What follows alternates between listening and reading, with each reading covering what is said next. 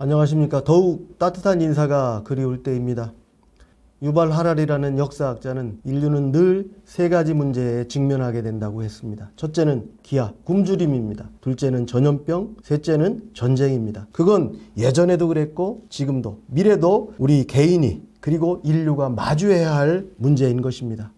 특별히 올해는 코로나19의 대유행으로 인하여 전염병에 의한 인류의 아픔을 더 절실히 느끼는 때인 것 같습니다. 지금 인류를 위협하는 3대 질병이 있습니다. 말라리아, 에이즈, 결핵입니다. 말라리아는 2018년 1년 동안에만 40만 명이 죽었습니다. 에이즈는 1981년 첫 발견 이래 현재까지 4천만 명이 에이즈로 사망했습니다. 그리고 작년 한 해 동안에만 해도 69만 명이 에이즈로 사망했습니다. 그리고 가장 많은 사망자는 결핵에 의한 것입니다. 2018년 통계에만 150만 명이 결핵으로 사망했습니다. 그런데 코로나19로 인한 사망자는 10월 현재 105만 명이나 사망했습니다. 현재까지 3,600만 명이 코로나에 걸려 있습니다. 3대 전염병 중에 말라리아와 에이즈를 넘어 벌써 결핵을 능가하는 전염병이 바로 코로나입니다. 참으로 안타까운 현실입니다. 우리는 종교인입니다. 우리가 어찌할까요? 무엇을 할 수 있을까요? 일부 종교단체는 전염병의 확산의 우려 속에 손가락질을 받기도 했습니다. 한 설문에 의하면 개신교에 대한 이미지가 거리를 두고 싶다, 이중적이다, 이런 이미지를 가지고 있습니다. 공격적인 포교가 주는 역효과일 수도 있습니다. 우리가 새겨듣고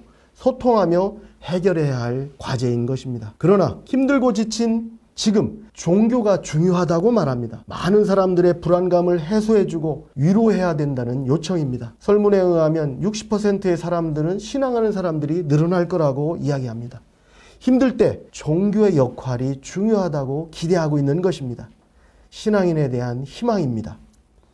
우리가 더욱 강화되어야 할 것은 조직으로서 종교단체가 아니라 우리 믿음을 가진 신앙인, 종교인들인 것입니다. 한 사람 한 사람의 믿음이 우리 공동체에 힘을 줘야 합니다. 가족을 굳건히 감싸고 사회의 신뢰를 이어가고 봉사하면서 나의 신앙을 세상에 펼치는 신앙 백신의 역할을 해야 합니다. 그 뿌리에 영성의 종교인이 있어야 합니다. 영성은 뿌리, 근원, 하나님, 내가 추구하는 근극으로 연결되는 것입니다. 깊은 교감에서 오는 맑은 물입니다. 영혼의 울림입니다. 영성으로부터 오는 신앙을 하는 우리들이 됩시다. 이웃의 희망, 사회의 희망을, 지구성의 희망을 만드는 종교인이 됩시다. 바로 지금 오늘부터입니다. 전염병의 희망 백신이 신앙하는 사람들이다. 아픈 지구의 희망 백신이 우리다. 이렇게 자각하는 사람들이 우리가 됩시다. 역사를 보면 함께했던 고난이 극복의 의지가 되고 변화의 힘이 되어 변혁의 동력이 됩니다. 고난은 힘을 축적하는 때인 것입니다. 코로나 시대를 함께 극복하는 우리가 미래 변혁을 이루어낼 것입니다. 우리는 경제성장, 민주화를 성취해 왔습니다. 세계도 세계대전과 냉전체제를 극복하고 인권이 확대되고 수많은 경제적 발전을 이루어왔습니다. 그러나 많은 문제는 여전합니다. 국가와 사회의 문제, 자연의 파괴, 자연의 질서의 혼란으로부터 수많은 피해가 누적되어 왔습니다. 지구가 힘들어하고 있습니다. 생태 교란이 코로나를 가져왔습니다. 수많은 자연재해의 원인을 우리가 만들었습니다. 우리가 지구를 아프게 했습니다. 가정연합의 한학자 총재께서는 화상 희망전진대회를 통해 코로나19의 원인은 자연의 질서가 파괴된 데 있다고 하였습니다. 세계 경제를 주도하는 나라로부터 책임이 있다는 것입니다. 한학자 총재께서는 미국과 중국에 강력한 주문을 하였습니다. 미국이 우주 개발에 사용되는 비용을 가지고 지구 재생에 앞장서 달라고 부탁했습니다. 그리고 중국은 영토 영향력을 외부로 확장할 것이 아니라 내부의 사막화 문제에 주목해서 고비 사막을 녹색지대화하는 변화를 일으켜달라고 촉구했습니다. 지구성을 살릴 구체적인 대안을 주창하신 것입니다. 지구재생 생태 백신입니다. 희망도 사람에게 있습니다. 신의 뜻을 자각한 사람, 자각하고 실천하는 사람이 희망입니다.